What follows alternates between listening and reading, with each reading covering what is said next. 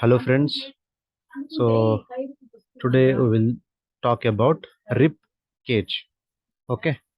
So basically yesterday we talked about vertebral column, which is an important topic regarding spinal cord diseases like cervical cervical stenosis or other diseases like lumbar canal stenosis. So most of the problems we will see in the patients like back pain, neck pain, and body pains. Okay. So today we will talk about rib cage. So basically, so yesterday I think we completed rib cage. Okay. So today we will talk about shoulder and arm. So basically, the shoulder and arm are very important to us because without that we cannot able to do any work. Okay, like lifting anything, able to hold anything. Okay, and uh, hold writing. Okay, and anything which is related. Okay, which is related to uh, holding or working or keeping things, anything in daily routine. Okay, so basically we need arm and shoulder. Okay, so let's talk about what are the bones are coming in this area and the shoulder as well as in the arm. There is a shoulder girdle. What? There is a shoulder girdle which is attached to the arms of axial skeleton. So in the shoulder girdle we have scapula, okay, and clavicle, okay, humerus. So these are the three important bones which is attached and becoming shoulder. Here you can see the image. This is the shoulder. Okay, this is the shoulder. In the shoulder we are getting the clavicle bone. This is the scapula. This is the humerus. So all the three bones joined together here and making shoulder. Okay, shoulder. Okay, and this joint is known as ball socket joint. So what is the name of the joint? Ball socket joint, because this is the ball, this is the ball, humerus is the ball which is attached here, and this is the socket locked. The humerus have coracoid process which is attached to the humerus and fixed. Okay, so this is the ball socket joint. That's the reason we will call ball socket joint. So let's talk about first about scapula. Scapula is a large flat bone with several projections. The spine of the scapula, the coracoid process that anchors some of the muscle that move the upper arm and the forearm. So basically, the scapula is the large. This is the bone. This is the scapula. You can see here, and this is the scapula. This is the scapula bones, which is posteriorly. You can see easily whenever you raise the hands, you will get the shape of V shape. Okay, large flat bone with several projection, because to attach the number of muscles on the scapula it has several projections. Okay, so it will helpful for muscles of the upper arm and the forearm also.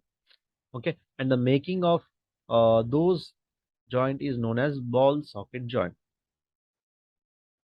Okay, next we have clavicle bone. Clavicle is attached with scapula medially with the manubrium of the sternum. Basically, this is the manubrium. Okay, this is the manubrium. This is we have the this is the clavicle bone. So clavicle bone anteriorly it attached to the sternum and posteriorly it is attached to the scapula. Okay, in this position the clavicle acts as a brace of the scapula and prevent the shoulder from coming too far forward. So what will it will do? The scapula, it is front. this is the clavicle bone, this is the scapula bone. Whenever you will lift the hand, okay, it will protect to not coming the shoulder frontward or very backward. Okay, it will give the support whenever you lift the things. Okay, whenever you are able to lift anything. Okay, so this is the necessary bone for making shoulder griddle. Although the shoulder joint is capable of wide range of movements, the shoulder itself must be relatively stable if these movements are to be effective. So, basically, clavicle, scapula, and humerus, these three bones have to get the same sort of attachment, then only the shoulder will work properly. Okay, if any of the bone, any of the muscle which is attached to these bones is affected, your shoulder cannot able to move. Okay, that's the reason frozen shoulder. What happened in the frozen shoulder? You will get in the most of the cases. What will happen? The ligament, the we will talk later about in the humor of the humor. Okay, after the humerus, we will talk about the frozen shoulder because this is the most common condition we will see in our daily practice. Okay, the humerus is the long bone of the upper arm. Okay, in the upper arm, this is the most and the important long bone of the upper arm. Okay, upper arm. In notice the deltoid tubercle, the triangular deltoid muscle that carves the shoulder joint is anchored here. Proximally, the humerus form a ball socket joint with the scapula. Distally, the humerus form a hinge joint with the ulna of the forearm. The hinge joint, the elbow, permits movement in one plane, that is back and forward, with no lateral movement. Basically, these joints named according to their function also, because if you want to rotate the shoulder, you will easily rotatable. But your forearm, your elbow cannot go four directions. It have only two directions. So that's the reason this joint is known as hinge joint. Okay, forearm will attach to the ulna and radius as well as. Okay, here the ball is there, can able to rotate in every direction. Okay,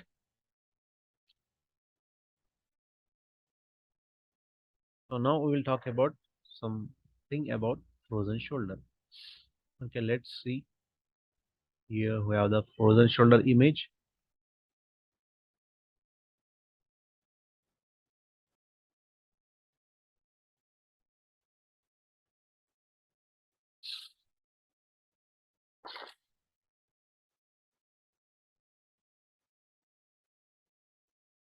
Okay, so basically in the this is the humerus, this is the scapula, and this is the clavicle bone. So basically in the humerus bone we have the cartilage. In the capsule you have the cartilage. So this will uh, what happened here, we have the inflammation on this capsule. Okay, that's the reason we are unable to lift the hand. The patient have severe pain. Okay, here we have the two images. In this you can easily see this is the cartilage, this is the infective cartilage. That's the reason the patient have frozen shoulder. Here in this very clear image is there. Every joint is covered by a capsule that is made up of the lining known as synovium. Inflammation of the synovium is the synovitis. Fibrous is the process of tissue repair bring about the reduced range of motion. So basically, here we have the this is the shoulder capsule. This is the upper arm. Okay, this is the scapula. This is the clavicle bone. So basically, it is attached to the these bones.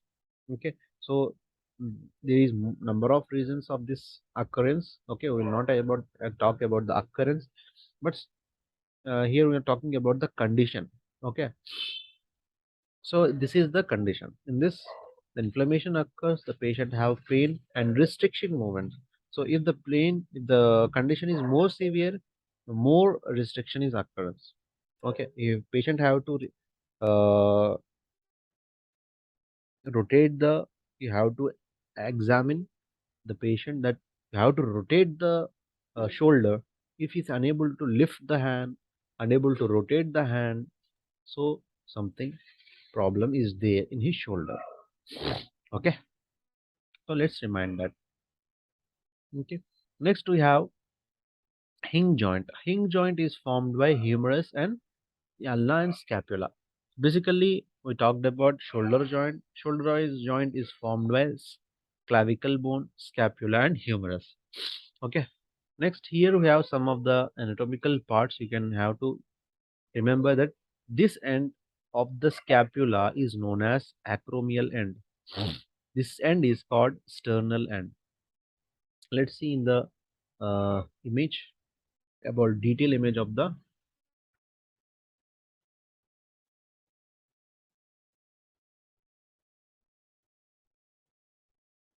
clavicle bone anatomy.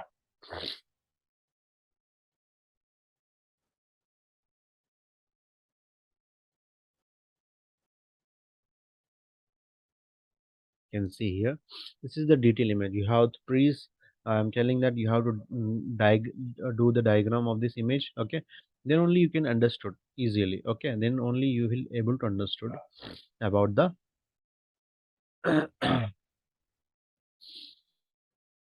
process. Okay, this is the end of sternal end, which is attached to the sternum.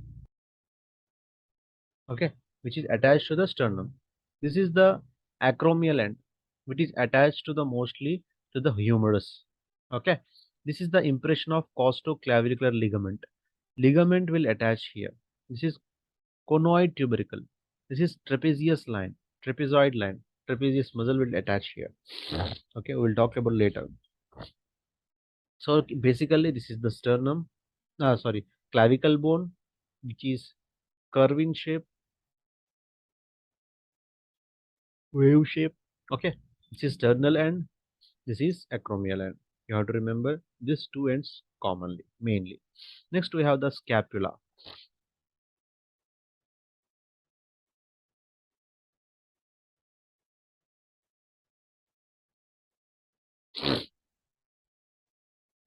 Here we have the scapula. This is the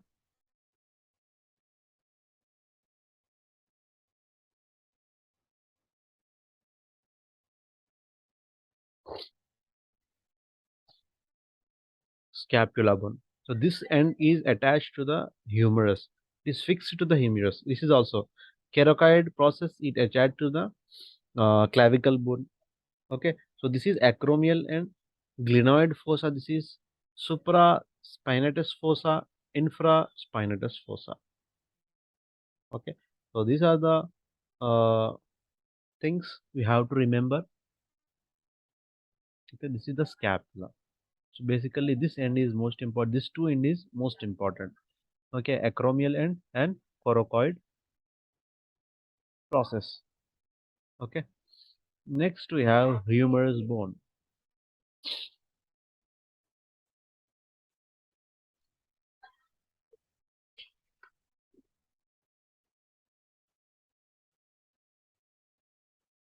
This is the humerus.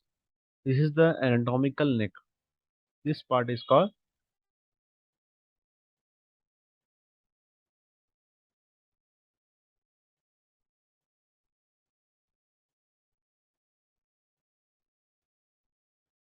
Hmm.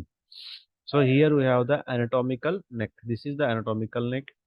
This is the greater tuberosity, the surgical neck.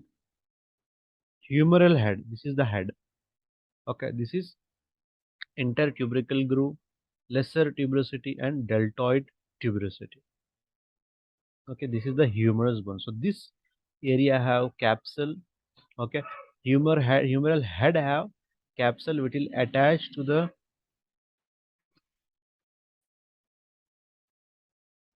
glenoid fossa.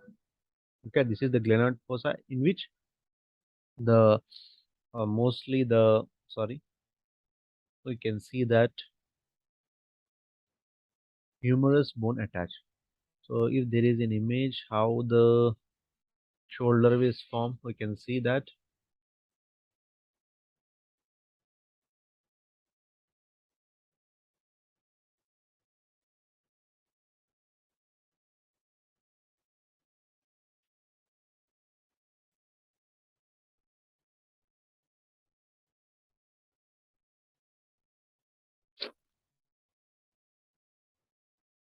this is the 3D view.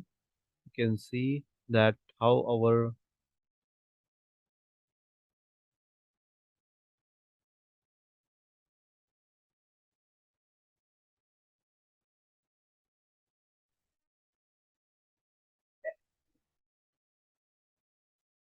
you can see in this image, like, okay, this is very clear picture. This is the shoulder, this is our humerus bone. Okay, in this image also you can see that clear picture. This is the clavicle bone, this is the scapula, this is the humerus. Okay, so let's move to the next we have the ulna. Ulna will join to the humerus. Radius is also joined to the humerus. Let's first see ulna and radius and how they attach. We'll talk about hinge joint, elbow joint. Okay, first we will see elbow joint only. Okay, elbow joint. So basically here, this is a very good image. You can see here.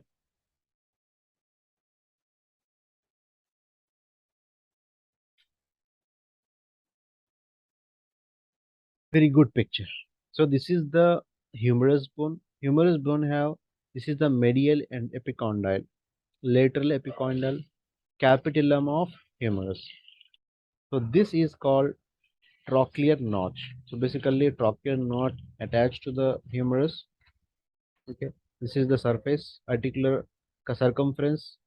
Okay, this coronoid process, radial notch. This will attach. Okay, so tuberosity of ulna, radial tuberosity. Okay, so this is the picture of elbow. That's the reason you have trochlear notch. That's the reason you will only able to move forward and backward your hand. Okay, it will restrict the movement. Okay, and it hold the humerus when you are able to lifting the hand, forearm. Okay, so this is the image of humerus. You have to do the diagram of this image and named the area of the bones, of the parts of the bones. Okay, lateral epicondyle, medial epicondyle, trochlear of humerus, coronoid process, trochlear notch, articular circumference, neck, radial tuberosity, tuberosity of ulna. Now we will see about details of each and every bone of hinge joint. The hinge joint. Okay, the forearm bones are ulna and little finger. Okay, so here they given forearm bones. Forearm bones are ulna and the radius. Ulna is it in little finger range and radius is in, you have the thumb.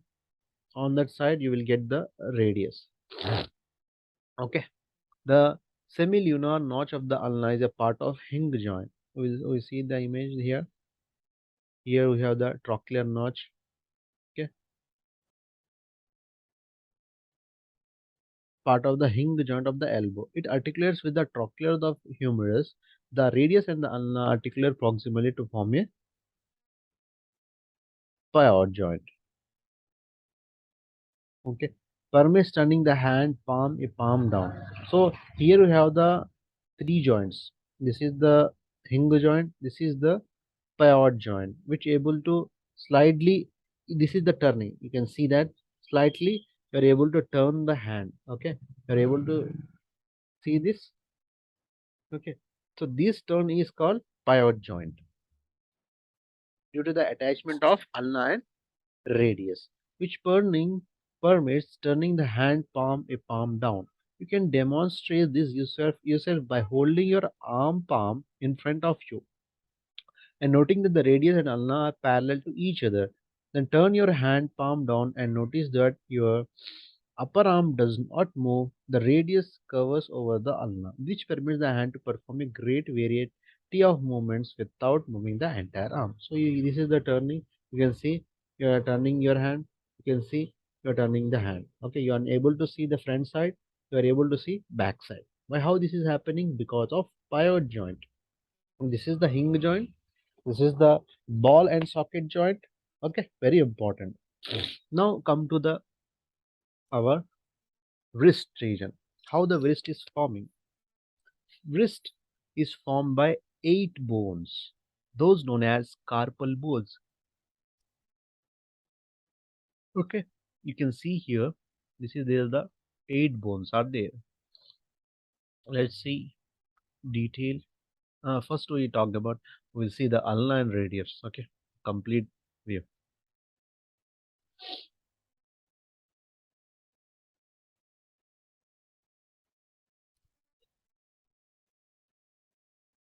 This image, this is telling you can able to rotate due to the pivot joint.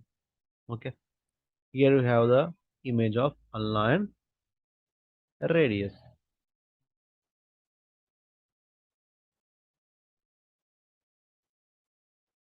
This is your diagram here. You can see that olecron process.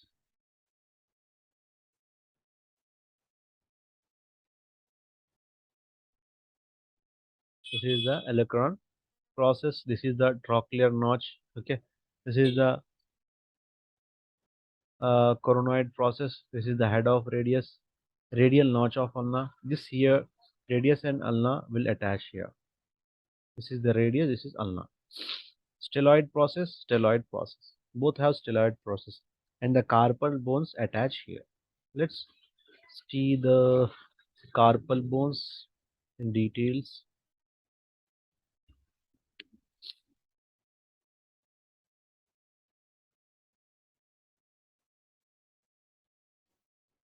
Here you have the image.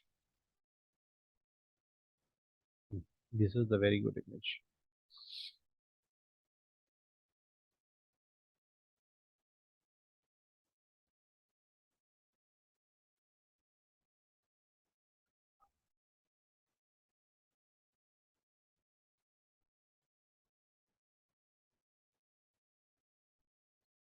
These are the 8 bones.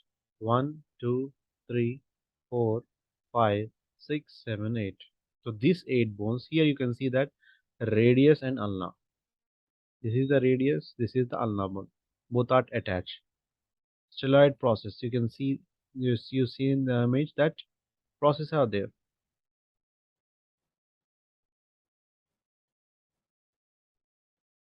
Okay. Here have the names of these bones. You can see this bone is called trapezium. First bone is this is the first carpal bone. Second carpal bone is trapezoid. Third carpal bone is capitate. Fourth carpal bone is hamate. Fifth carpal bone is pisiform. Sixth carpal bone is triquetrum. Seventh carpal bone is lutenate, and eighth carpal bone is scaphoid. So these are the carpal bones. Okay, you can see that most of the patients have carpal tunnel syndrome. So what happened that whenever one nerve will coming from the surface of this area anteriorly, okay, so the ligaments are coming from this area and posteriorly will press down those nerves, and you have the problem called carpal tunnel syndrome. So let's see that carpal tunnel syndrome.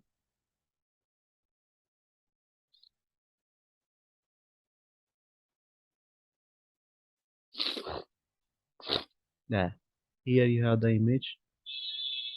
This is the ligaments and nerves which is coming from that area.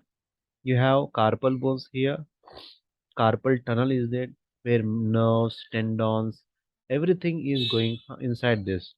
So this ligament or this area will what happen?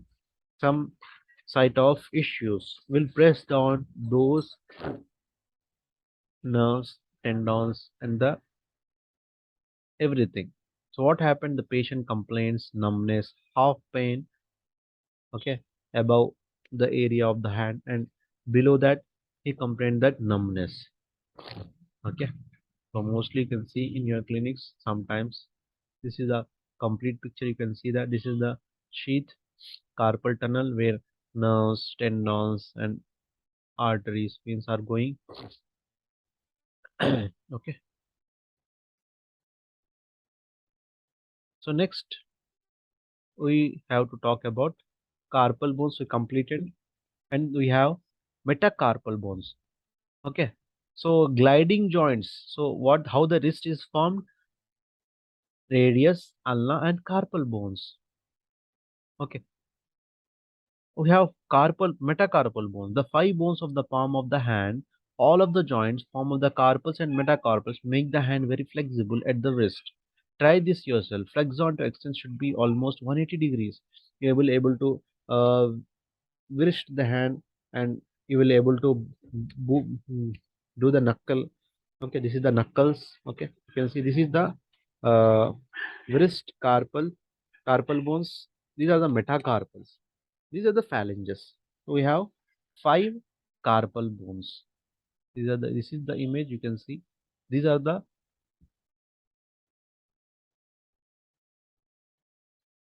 carpal bones, metacarpal. Sorry, this is the carpal bones, eight bones, and this five bones. One, two, three, four, five. Five carpal bones, metacarpal bones. Sorry, this is the phalanges.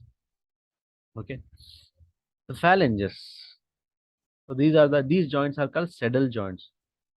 Okay, saddle joints. The phalanges are bones of the fingers. There are two phalanges in each thumb and three in each of the finger. Between phalanges are hinge joints which permit movement in one plane. Important part of the shoulders and arms are described. So here we have the phalanges. In the thumb you have only two phalanges, but in fingers you have three. One, two, and three. So there's the reason we have how many number of phalanges are there in the whole hand. We have the eight carpals, five metacarpals. Okay, 14 phalanges. So how many? 14 phalanges and 5 metacarpals and 8 carpals and 2 forearms, 1 arm, shoulder have 2 bones. Okay. So today we talked about this many bones. So your homework is to draw the diagram of the shoulder, draw the diagram of the elbow, draw the diagram of the wrist joints and all the bones which are we studied. Okay, so because without the practice you are unable to remember. Okay, so this is all about in today's class. Okay, here you have the table. In this table you have the everything which is given, you can easily understand. Okay, tomorrow we will talk about the hip and leg. The hip and how the hip is formed, how many ways are there in the lips. Okay, so then our bones topic is completed. We talked about 204 bones, 206 bones. Next we have joints. We will talk about how many types of joints are there. Then our skeletal system chapter will complete. Okay.